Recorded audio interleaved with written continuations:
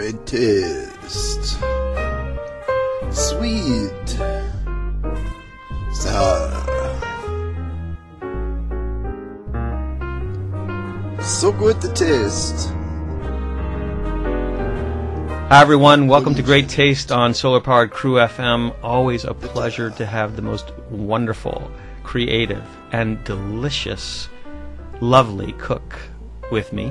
Hi Kathleen. Hi, I just fed you, so you're full of whatever. Full of happiness. Right, full of deliciousness. And as our guest will tell everyone, I'm full of bliss because of what I've eaten. So I'm Steve Boss, that's Kathy Dubois, and our guest is the author of a wonderful book called Heavenly Cooking with Ayurveda, Frank Lotz. Frank is from Germany, and he's been visiting in Fairfield for a while, and we're so happy to have him. And he actually was on one of the shows for a few minutes and prepared a lassi that was outstanding. It was probably, I would say it was the best lassi I've ever had, Frank. So welcome again to Great Taste, and we're really pleased to be able to spend an entire hour with you so we can really look into the depths of Ayurvedic cooking. This is fine. Hello? Yes, absolutely fine. I'm happy to be here. We're happy to have you. Very happy.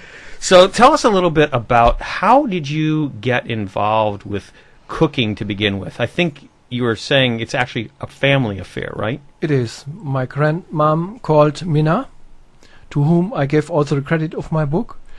She laid cooking into my genes, but I didn't like to become a cook because after I started to meditate, this is now 40 years ago, after 1 year I became a vegetarian, and for 1 year I enjoyed to eat the meat from my brother because one year earlier he was already vegetarian, but after 1 year it got me. So then my father said to me, "Oh, we have enough cooks in our family. I like to have a butcher." And I said, "No chance." So I became a mechanic, and I built machines in Germany. And so wait, your father wanted you to become a butcher? Yes. And you were a vegetarian of already? Course. Though I ran away. That sounds like a fight. A conflict of interest, I'd say. Yes, definitely. no fight, but I said, stop.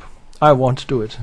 So you became a mechanic? Yes, and after this I became a teacher of Transcendental Meditation, and in Switzerland at the Maharishi European Research University I studied to become a vegetarian cook. And my family was always, they had about TM, whether it's a good thing or not, because they didn't know. And then when I became a cook, they said, TM must be something very good.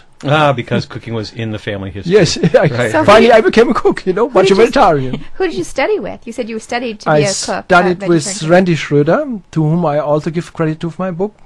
First to my master Maharishi Mahesh Yogi, and second to my wife. She made the beautiful photos in the book. You really might like them. And then to my Grandma Minna, who is a beautiful cook. It was funny when she cooked for me. Said, "Oh, Frank, I made a beautiful soup with you, but the bones I have taken before out." Now, would you eat that? These days not, but today I would, because when you meditate, your consciousness grows, and you like to make everybody happy. So today I would my grandma make happy. I say, "Okay, I eat your soup." If your grandmother made it, you would eat it, right? Yes, of course. Today I would do it, but at this time, you're a little bit rigid. But after a while, when you're meditating, you stop your rigidity. And then today I would eat my grandma's soup. And your mother's. You're supposed to eat anything your mother puts in front of you. Yeah. Because it's made with love for you. Of course. That's why we say in Ayurveda, the best cooks are always mothers. Because they have the heart on the right side. I'm in trouble because my mother doesn't cook anymore. She said she gave it up. Well, your wife does it for you. She does a very good job. And with lots of love. And I have friends who cook. And yes, I can really say yes, because when I was invited in your house, you made lovely cookies. Like heaven. Chocolate chip, Frank. Yes. Beautiful. And what about the risotto that Steve made? Oh, this was, I'm sorry to say, but it was divine. Your wife's cookies were heavenly, and your risotto was divine. It was made like from a great Italian chef. That's very kind of you. But we're actually here on Great Taste to talk about Ayurveda. So and risotto. And I understand, because of the way that you define Ayurvedic cooking, it's really anything that gives you bliss. That's right. In Ayurveda, it is a saying, if you have desire to eat this certain kind of food you like, and you digest it well, and you feel afterwards well, then it's Ayurveda. Everything what you like to eat, and you feel well during you eat it, and afterwards you feel well, you digest it easy, this can be called Ayurveda. These three things must come together. But otherwise, for instance, you eat something and you like to eat it and afterwards you feel bad, it is not Ayurveda. Everything what you digest easily is Ayurveda. It's a very interesting interpretation, and certainly something that attracted me because I've really never heard it described that way before. And I love the definition because it's much more all-encompassing. It is. That's why in my book I have some recipes from Italy. Of course, next to the Indian food, I like maybe the same Italian food.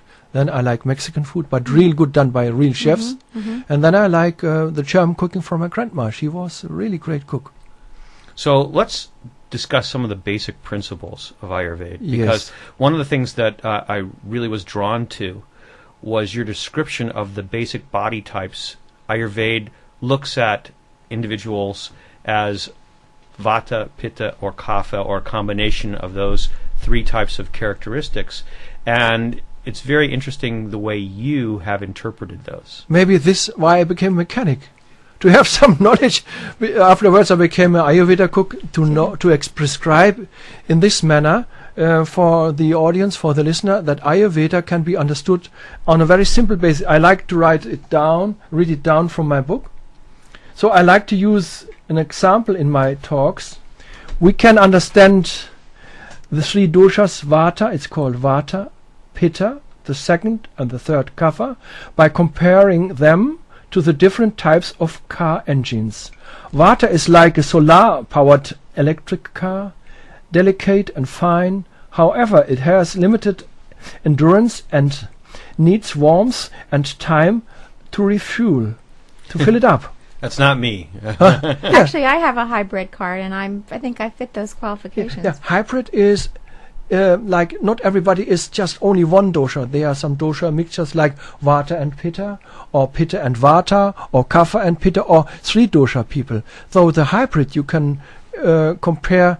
You have, I can see at your eyes, you have a lot of Pitta, so you are maybe some like Pitta Vata type, you know. That's although no, I go on also to explain the Kapha type. Kapha is the exact opposite. It from you can always say, like in the Chinese yin and yang, Kapha and Vata are like yin and yang. So what Kapha likes, Vata don't like. What Kapha don't like, Vata likes. So we go on. So Kapha is the exact opposite.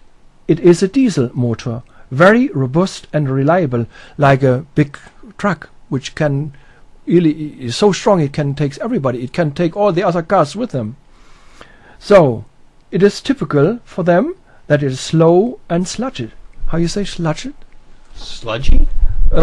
Sluggish. Sluggish. Oh, sluggish. That's the right word.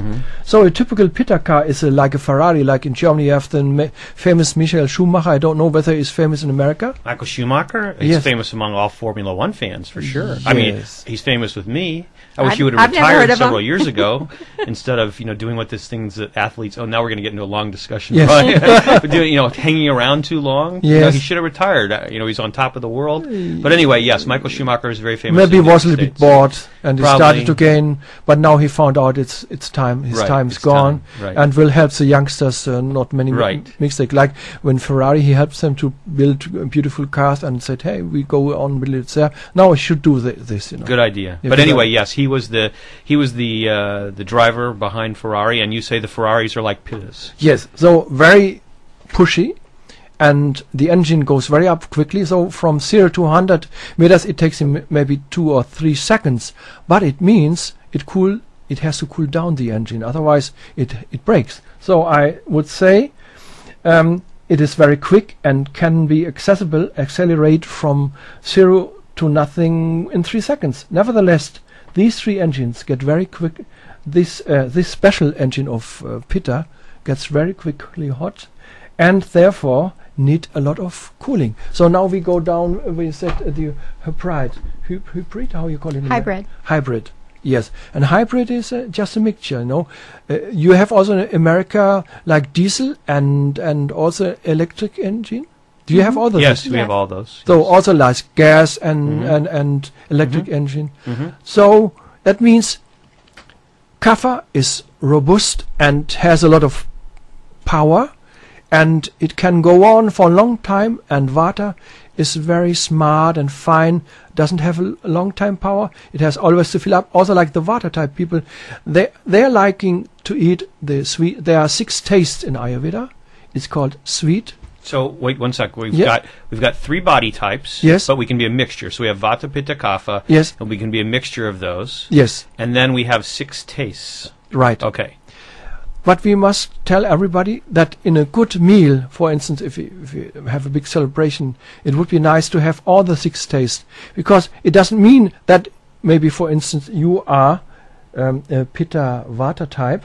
That means that you don't eat some of the food only for Vata and Pitta. You have also to add all the 6 tastes, because in every of us are the 3 energies are there. It means only the most power is given to like a Vata person, more the Vata type, but all the 3 doshas are in everybody. This must we remember. So that's why we should have all the 6 tastes in a good lunch or a good dinner. Because the 6 tastes correspond to different doshas then? Right.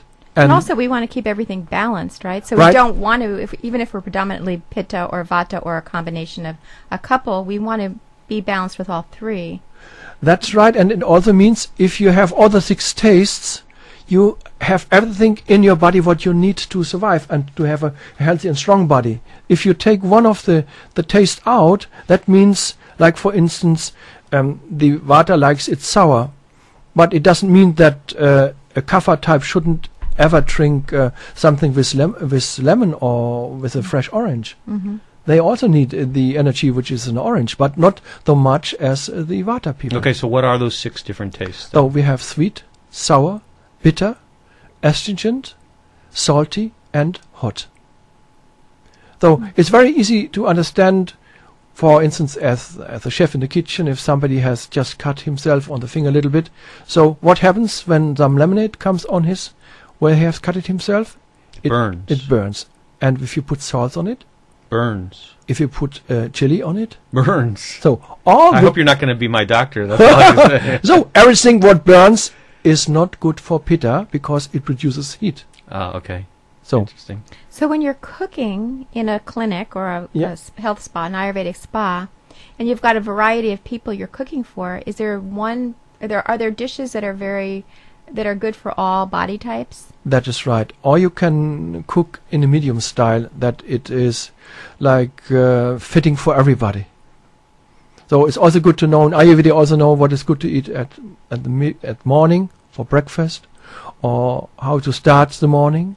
So like also you see the Pitta people, which are the engine is very high. It means it needs a lot to digest. The engine is much stronger working than for the Kapha type. Kapha works slowly. The digestion works slowly. That's why the Kapha type in the morning is not hungry. The Kapha person, he feels the desire to eat from maybe 11 o'clock on. But all 3 have to start to drink something in the morning. It's very important after you have brushed your teeth and rinsed your mouth and had a nice shower, drink something. In Ayurveda we say the purifying water is called Ayurveda water. You just cook good quality of water for 10 minutes, but not on a high level of boiling, just slowly boiling, and then you take it in a pot that it keeps be warm, and the whole day you drink something of it. And the first thing you start in the morning, drink this water which has been cooked for 10 minutes, because the water has a refining quality and takes out some of is called ama. Ama means that what you have not digested. And the first quality how we become sick is reproducing ama in our body.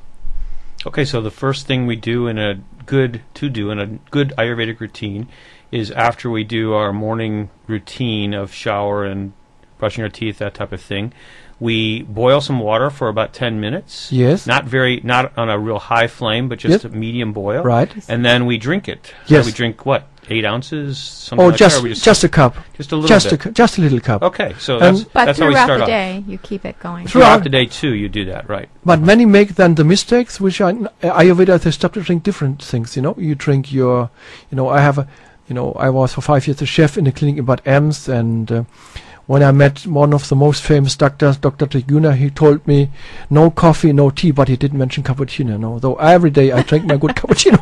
So don't be too rigid if you like to have your cappuccino. I tell you I'm with you. Yes, and I tell you a secret that you make your cappuccino better digest, or that your blood is not going too high the pressure, or your heart is not beaming too quickly. Just add some, how you call it? Not coriander, cardamom. A little cardamom. Fresh cardamom. Sounds delicious, just actually. ground a little bit fresh cardamom. Take out from your mother's, how you call when you're grinding. They in the olden days when they didn't have the Italian machines, or you make you grind your fresh ground spices. Yes, with the beans, like you know. Spice. Right. Oh. You have the way you were grinding your beans from the The coffee grinder. The coffee grinder, right. Right. This you can be used. Okay. Just add a little bit of tiny bit of cardamom. Of rock sugar, and add some cardamom, and it very finely, and then add this to your cappuccino. Sounding really. But it doesn't mean now you drink 10 cups of cappuccino. You know? There's no excuse. I like this. I like Frank's interpretation of Ayurveda. It's great, too. isn't it? It's wonderful. Well, it's kind of the way I think about diets as well. I don't feel like you want to do anything to excess or anything that makes you unhappy. I think the most important thing as becoming a teacher of transcendental medicine, what I learned from Maharishi is life is bliss and expansion of happiness is the purpose of creation.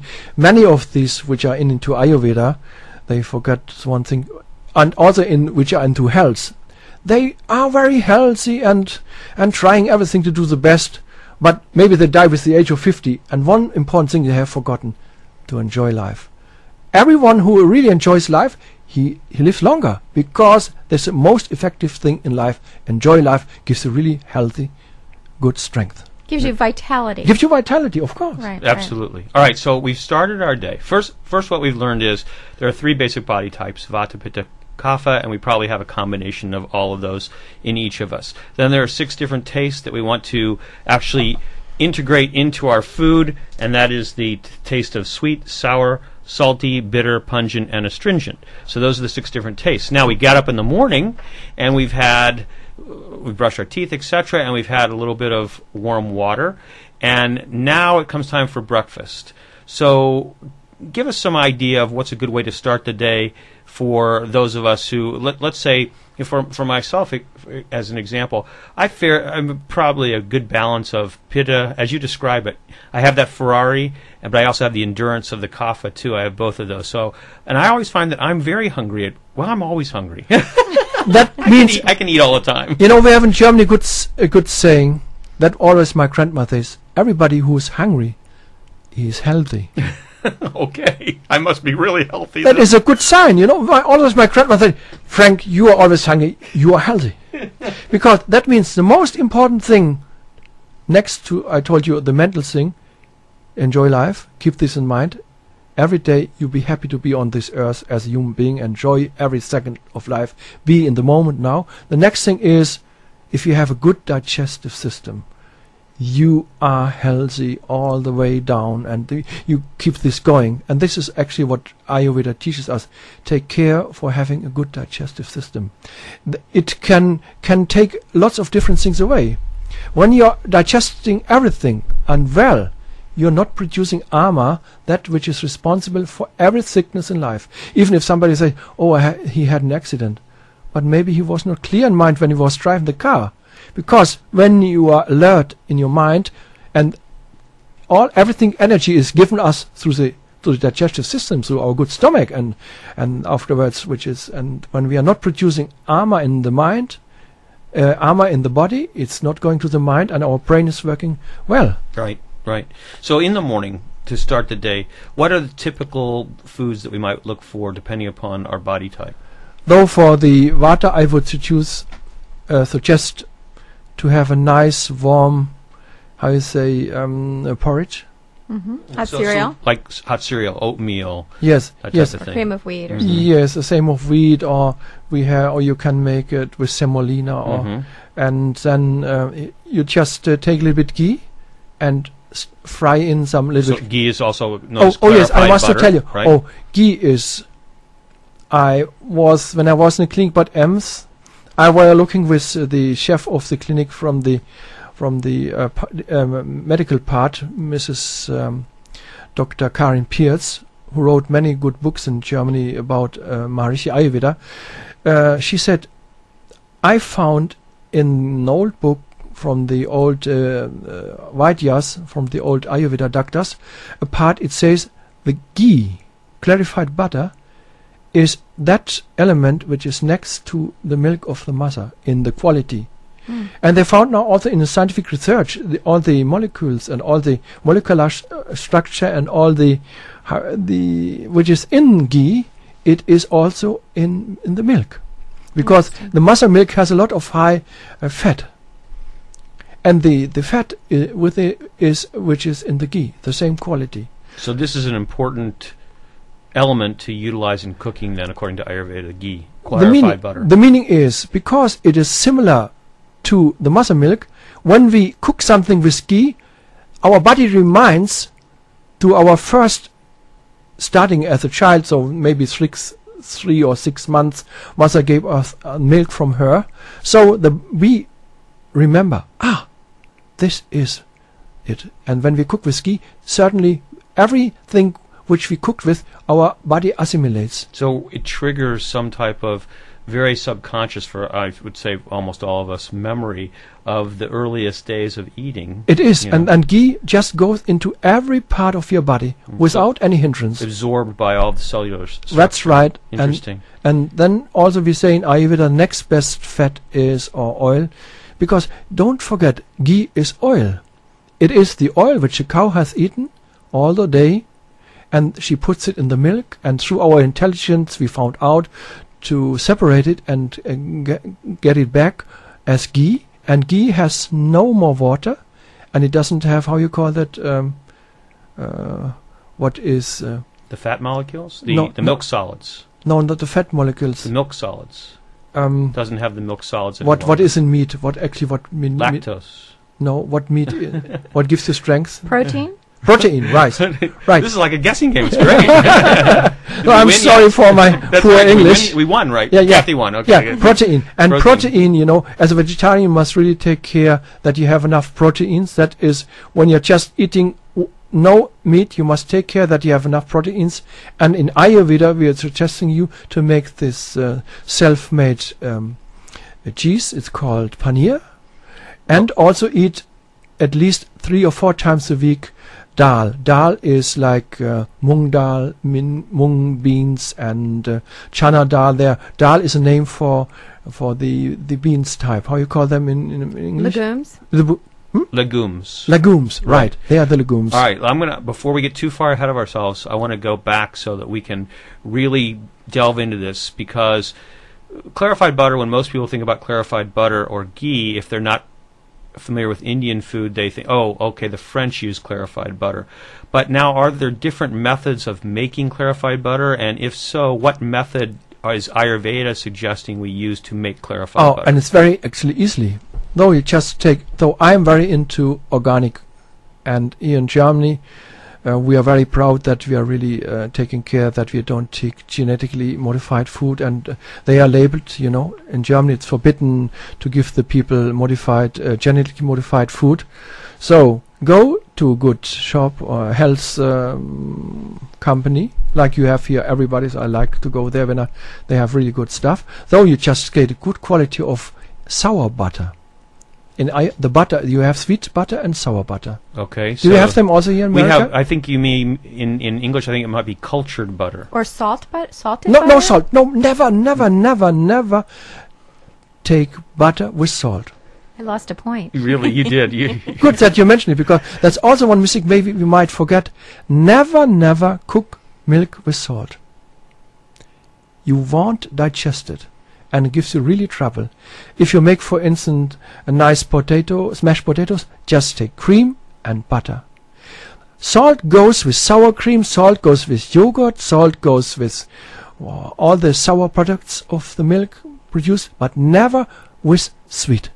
But with cream, it's also an exception, because cream has enough fat that it works with salt. But when you put milk and salt together, you won't digest the milk, and you produce armor in your body, and armor is the first thing which makes you sometimes very sick.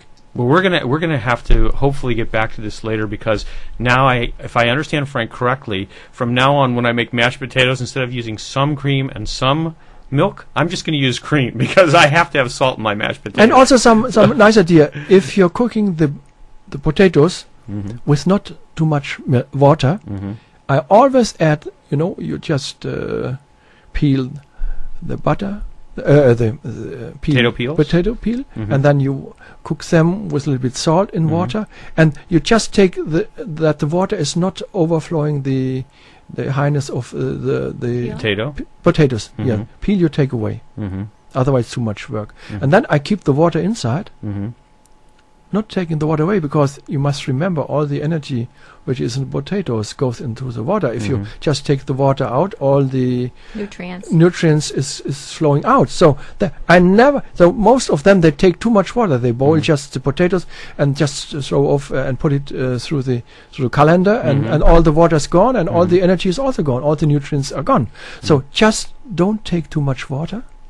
And then when the potatoes are cooked, I just add cream, just add some butter, and then I take nutmeg and a little bit grinding some coriander. It makes it easy to digest. And then I take this, how you call it, the steamer? Potato masher. The potato masher. And then I take whisk in the end and make it very fine and smoothie. And never make it in the machine. Mashed potatoes, never use a machine to... Never. The human machine. Yeah, you can you can use it for building a house. Right. Between the bricks, Right. Okay. But now that's good, because then you're not having to use so much cream, because you've got a lot of the water still in there. Right. That's the thing. But you did put salt somewhere. I heard you. But Yeah. Salt and cream fits. Oh, salt and cream. Okay, we just not milk, salt and milk. Okay. So it's not like All right. 2 gallons of cream. It's only a quarter of a cup I of got cream. you. Yeah. No, it's not too Okay, fat. fine. No. Whatever. All right. Now, all right. I'm going back now, because Yes.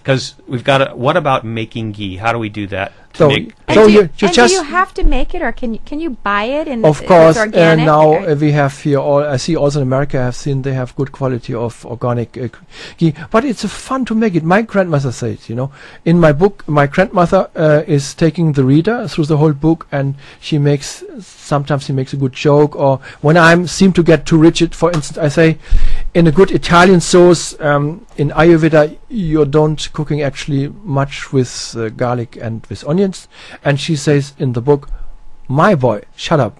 When I make good Italian sauce, I take garlic and onions, whether you like it or not. So my grandmother goes to a good shop and buys good quality of butter. She looks okay for organic, and maybe she takes 5 or 6 pieces, because when the price is low, why you don't take more? Because ghee you can keep for 3-4 years, and it won't get bad. Wow. Even not refrigerated? If it not refrigerated. Amazing. Wow, that is amazing. But I'm still confused exactly what type of butter we're going to use, because in the States we have salted butter, which we know we're not going to use. No. We have what's called sweet cream butter. Yes. And then we have butter that is called cultured butter, which means it's made by adding a culture to the milk. This is easier to digest, because it is nearly to the acid of your stomach.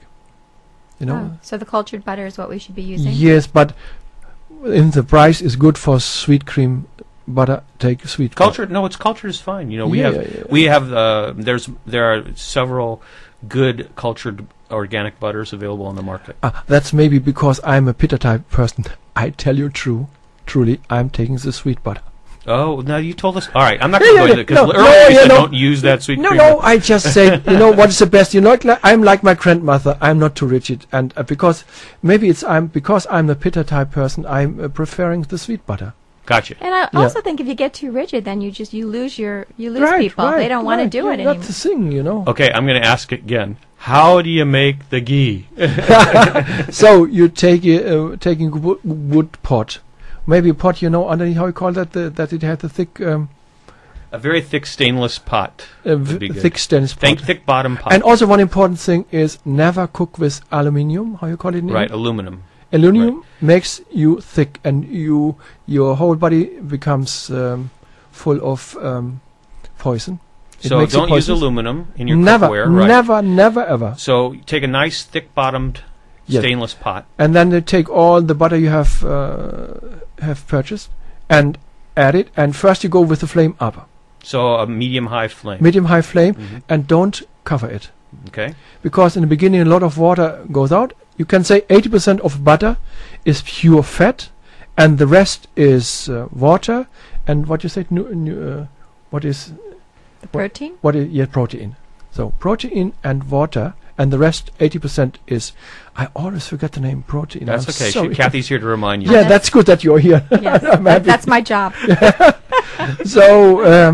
I'm glad I have one. And that's why butter is not becoming old.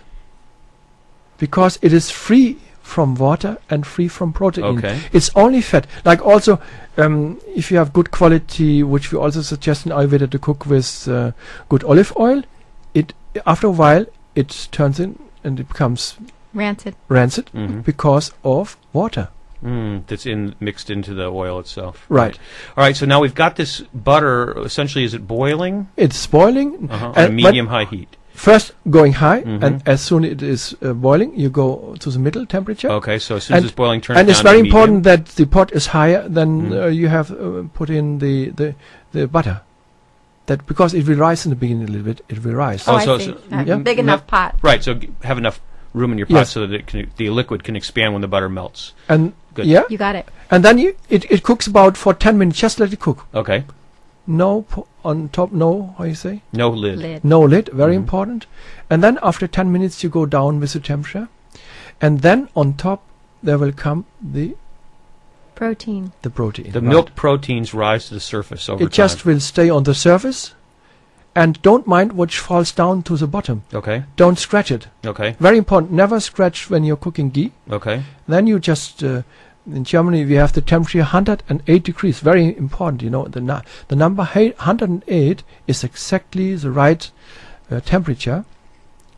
I don't know what is Fahrenheit in English. You know your temperature using here in So this is 108 Celsius. 108 Celsius, Wow, right? that's high. That's hot, 108. Yeah. Mhm.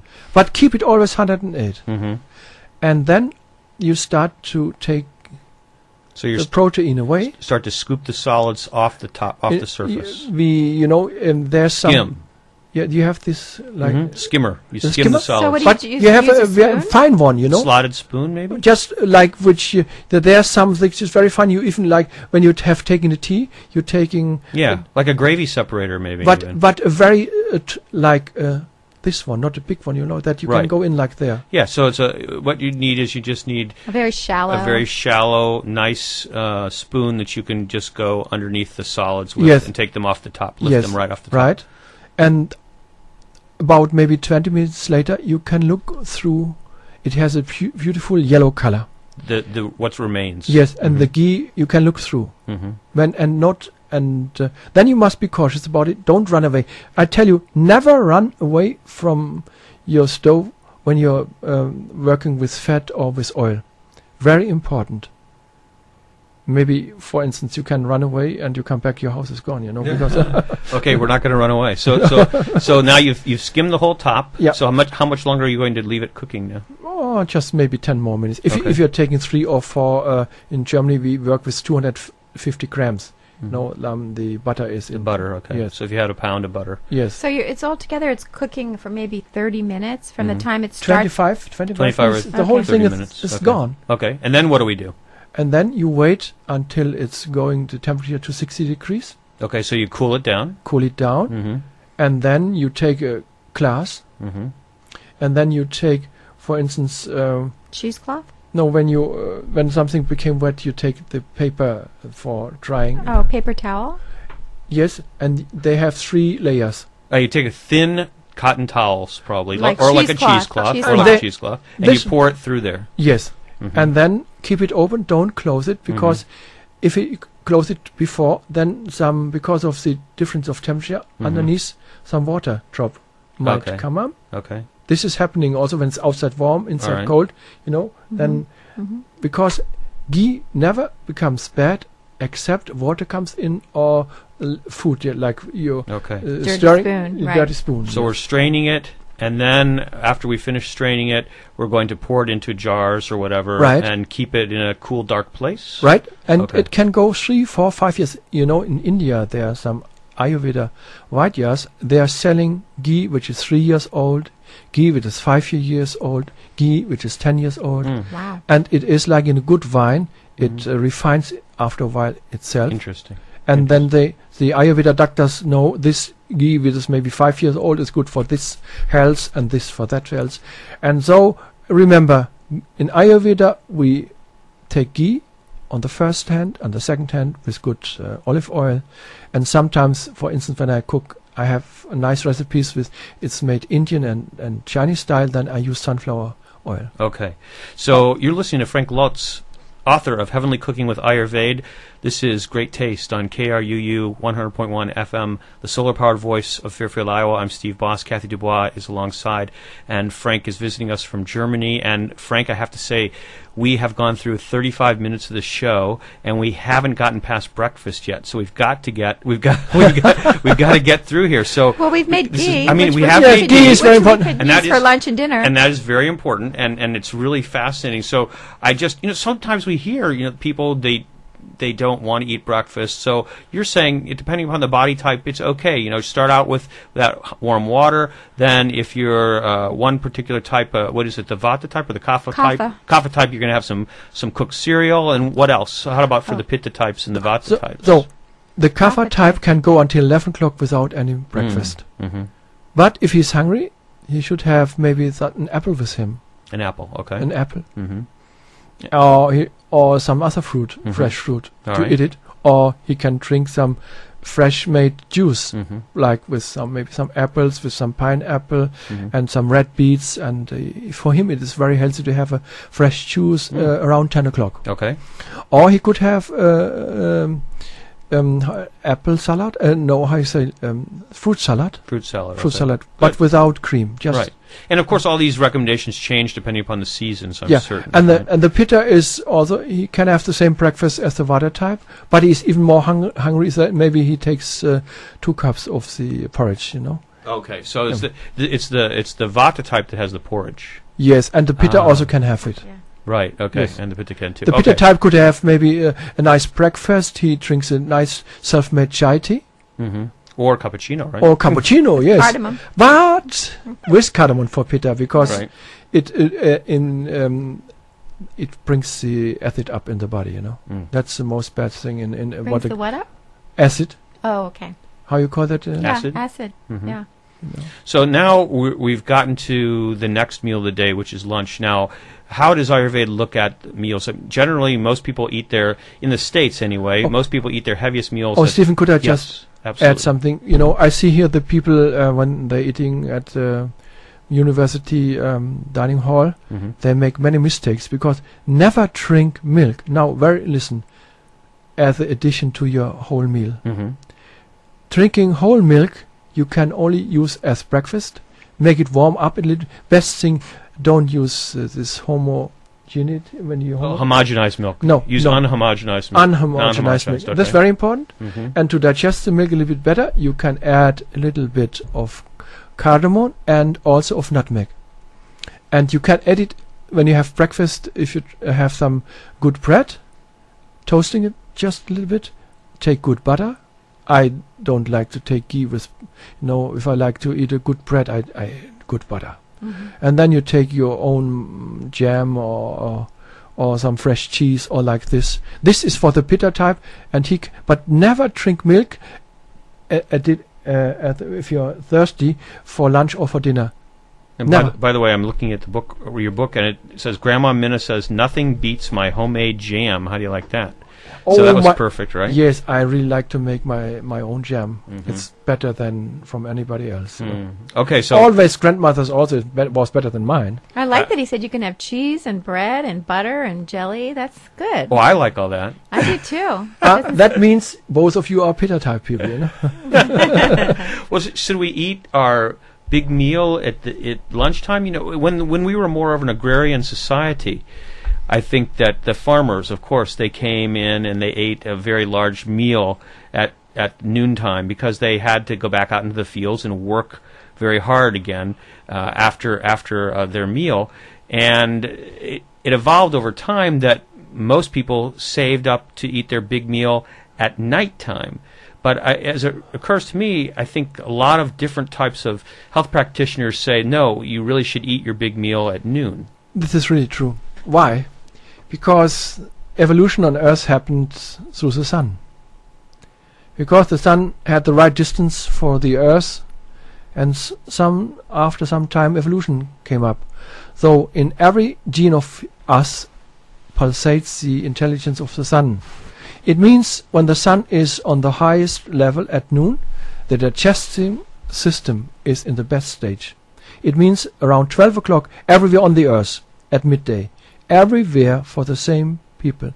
We have the best way we can eat the most because our digestive system is best. Now there's some exception when it's very hot in summer. Then our digestive system is lower because it has to produce coolness in the body. So then it's in summer we must there's some exception, like the people in Spain when it's very hot they eat about 20 or 10 o'clock in the evening. I don't like this. It's just a bad habit, you know. Sometimes even the whole culture comes into a wrong habit. But they should have then 6 o'clock in the evening.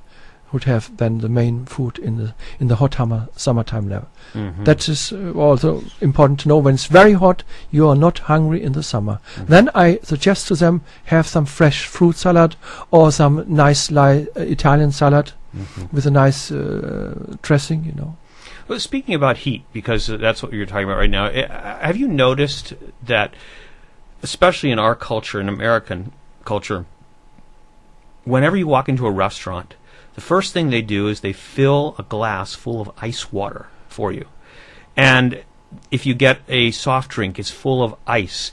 Everything is very, very cold. It was really cold last week. We walked into a restaurant for breakfast, and the first thing they did was they wanted to try to put ice water on the table. I don't understand that at all because it doesn't make any sense to me. What do you want ice water for? But I also know that drinking, there's something in Ayurveda, isn't there, about drinking cold drinks with your meal? Never do this. And what is the reason behind this? Because what is happening when, for instance, the old people, they were cooked with wood, you know?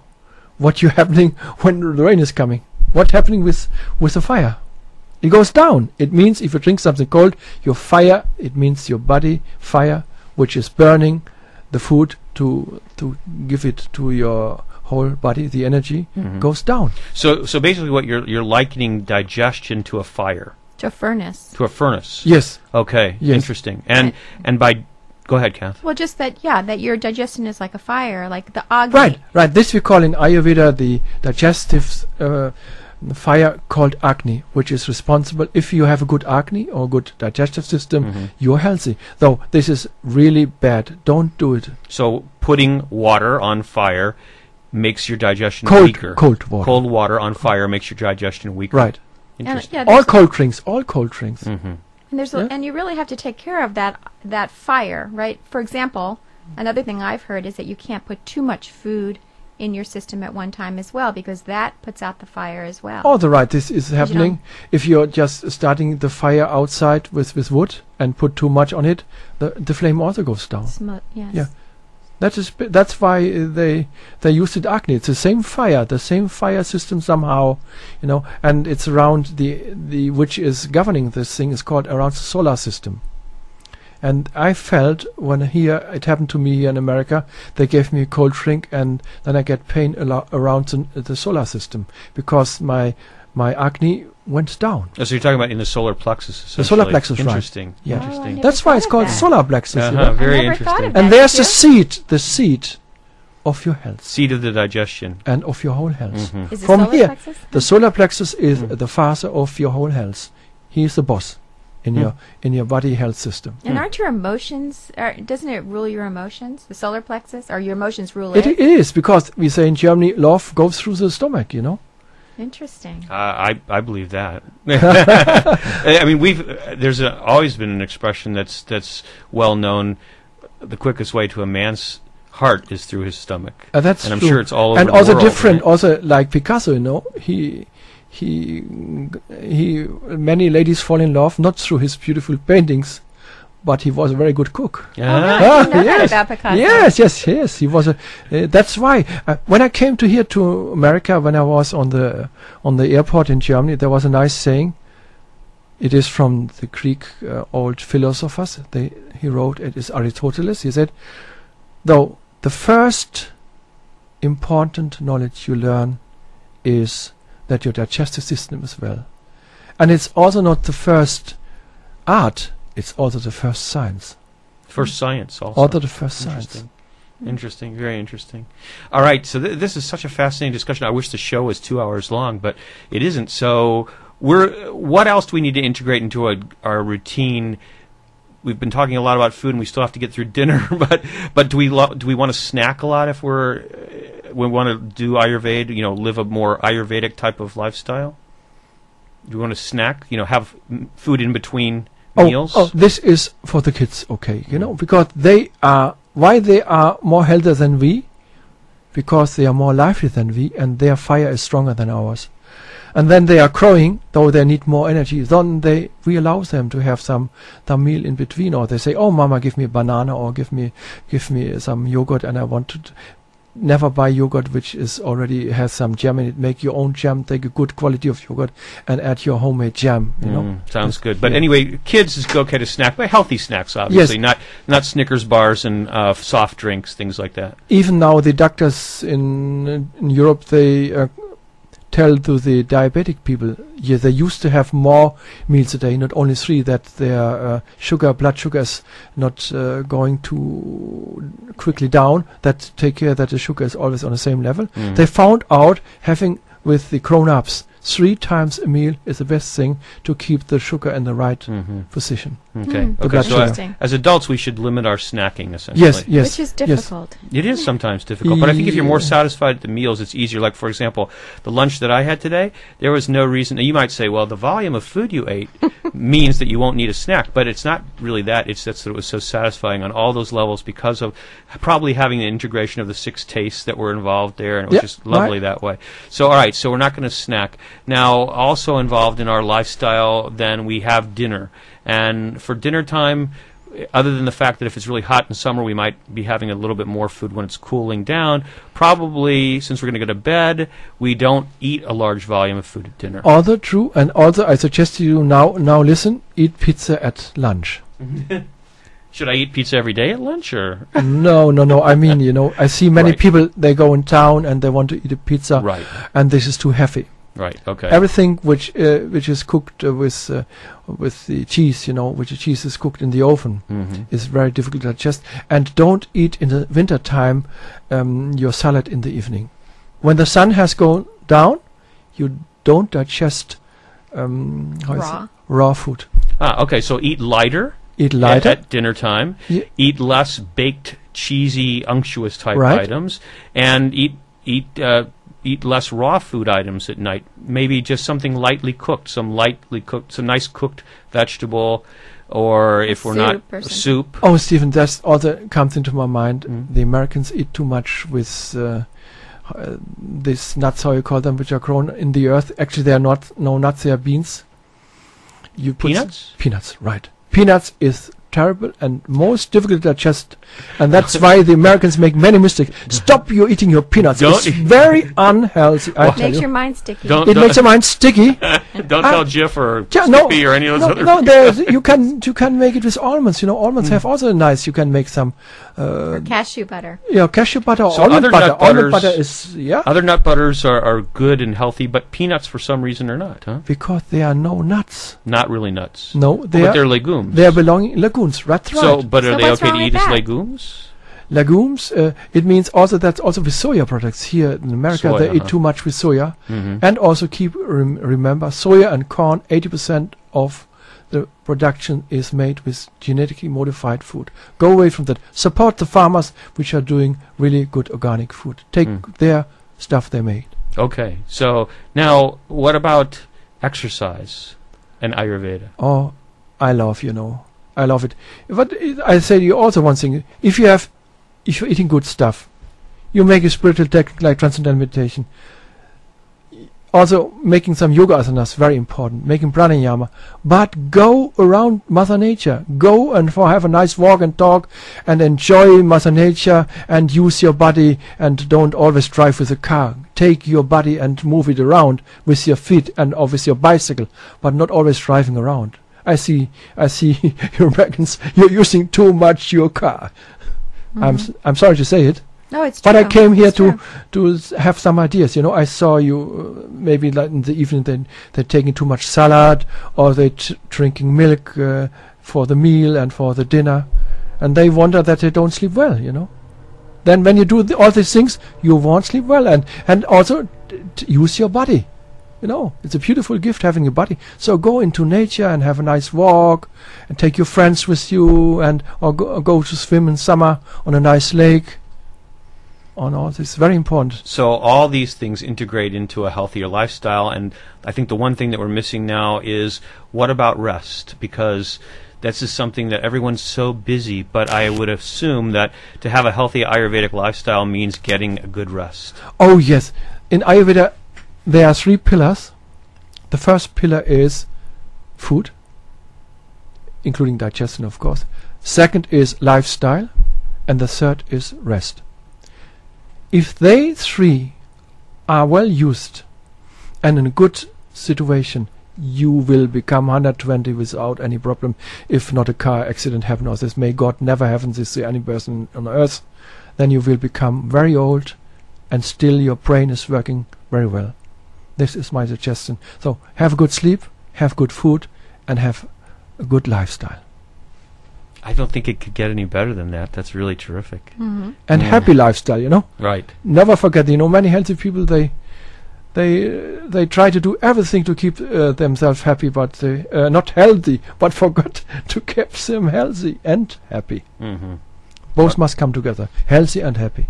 I think that one of the other things that I heard from you, Frank, that I really enjoy is to be flexible in your eating habits and enjoy the foods that you eat. I think so many people today eat because either they're on a diet and they can only eat certain things, or they have an allergy to this or an allergy to that, or they feel like they have to eat a certain way. I met a gentleman who he had been overweight, and so he lost a lot of weight by being extremely restrictive as to what he consumed, and now it's been years, but he continues to eat like that. And what I got from him, which I felt very, very sad about, was that food was not an activity that was enjoyed anymore. It was just an activity to maintain something that he felt he had to do, and so it became very restrictive, only certain things that he could eat.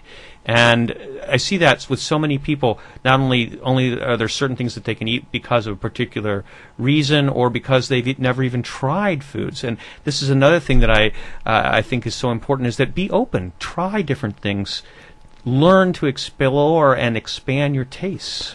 Oh, it's very important, whatever you do in life. Whether you sleep, you sleep. When you awake, be awake. When you eat, you eat. Don't mix. Sometimes stop eating when you're looking TV. Stop eating when you're driving car. When you eat, you eat. When you drink, you drink. When you sleep, you sleep. When you awake, be awake. And never mix up. And what you do, be with it.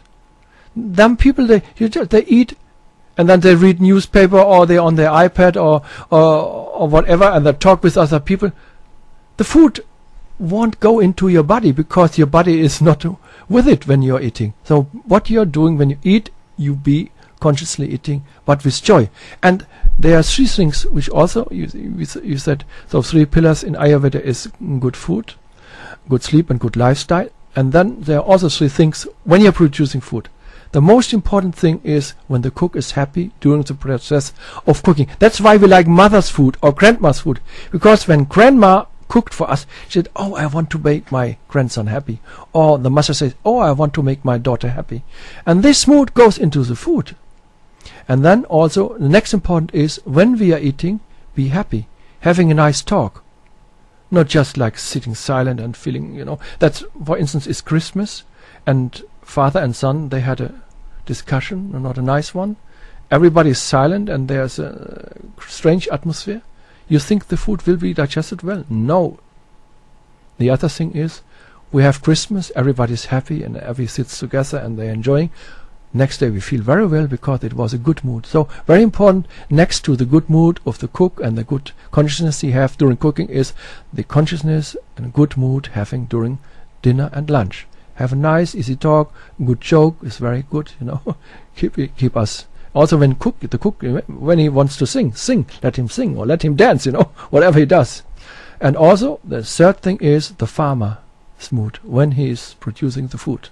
Whether he made it in his consciousness, I want to get rich with it, or I want to produce good food for my people. One other point that I think is very beautiful that you talk about, and that is that this whole point about tasting the food. I know probably in certain aspects of Ayurvedic culture or the culture that I've read about in India, they don't actually taste their food because they feel like the guest is the first person to taste the food, or maybe it's in some cultures it's God is the first person the food is offered to. And I, as a cook, find that very difficult because I have to taste so I understand what's going on with my food. And you've interpreted it a little bit differently. Oh yes, because my grandma wants to keep me away from rigidity. So she was a really common lady, and she well loved, and she would use my technique, offering it first to your God you love, or to a religion you like, or to your master you like. She said, I have to cook for all. I have not much time to offer. So I take the spoon which I have cooked and offer it to God. And then somebody asked my grandma, where is God? Is he in the east, north, south, or west? And she says, ask me where he's not, I put the spoon there, because he's omnipresent. So she just keep it up, and the second is for her.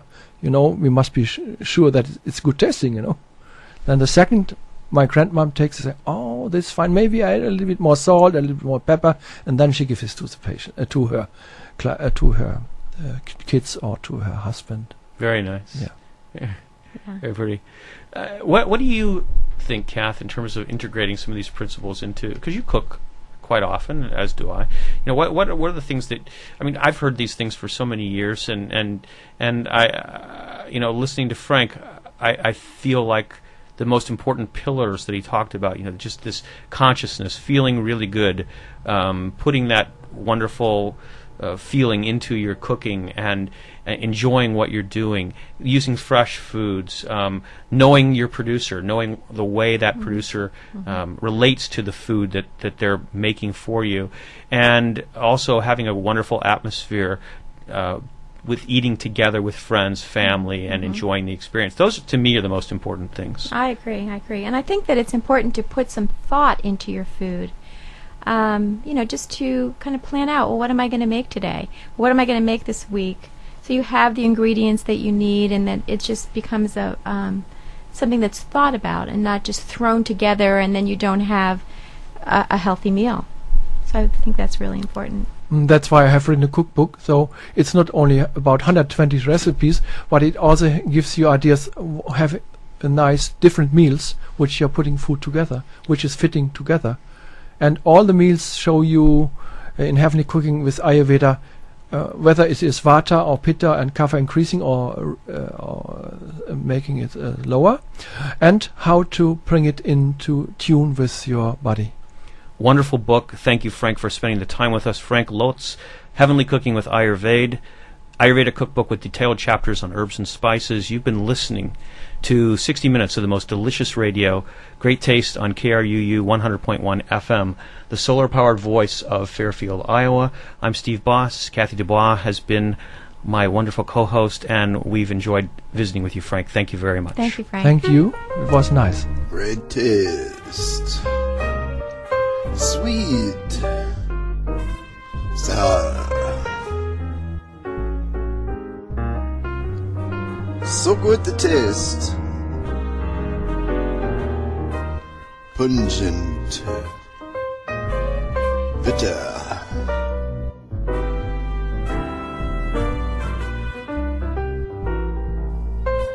Salty.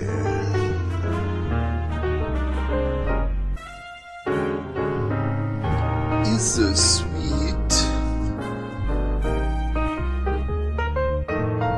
That is sour.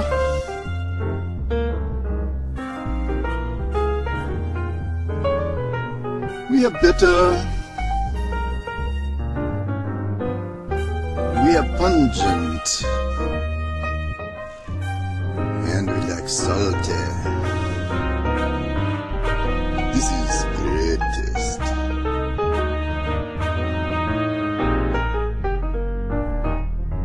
Great tasting.